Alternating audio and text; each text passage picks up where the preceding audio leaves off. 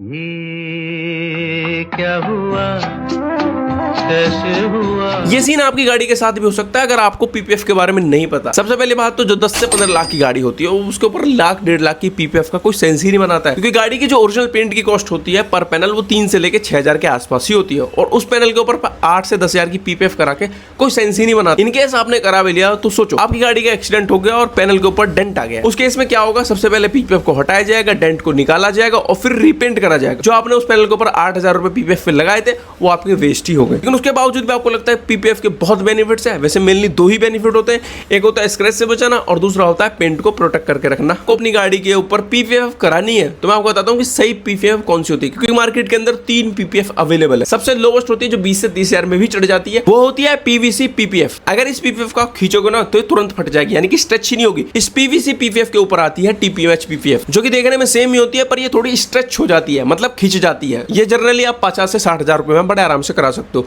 लेकिन सबसे महंगी और सबसे प्रीमियम होती है जो कि गाड़ी के ऊपर होनी चाहिए, जो लग्जरी गाड़ी के ऊपर होती है, वो होती है टीपीयू पीपीएफ। सबसे अच्छी होती है, अगर आप इसको खींचते जाओगे तो खींचती चली जाएगी, यानी कि जितना आप स्ट्रेच करोगे ये उतनी स्ट्रेच हो जाएगी। अगर आपको पीपीएफ करानी है तो ये आप अपनी गाड़ी के ऊपर बड़े आराम से करा सकती है। ये जनरली थोड़ी महंगी होती है और काफी प्रीमियम होती है। अगर आपको करानी है तो आप यही वाली चूज करना। लेकिन मार्केट में बहुत से डिटेलर ऐसे भी हैं, आपको दिखाएंगे टीपीयू पीपीएफ लेकिन चढ़ा देंगे पीवीसी पीपीएफ। तो इसलिए अच्छा डिटेलर चुनना जो कि काफी प्रोफेशनल हो।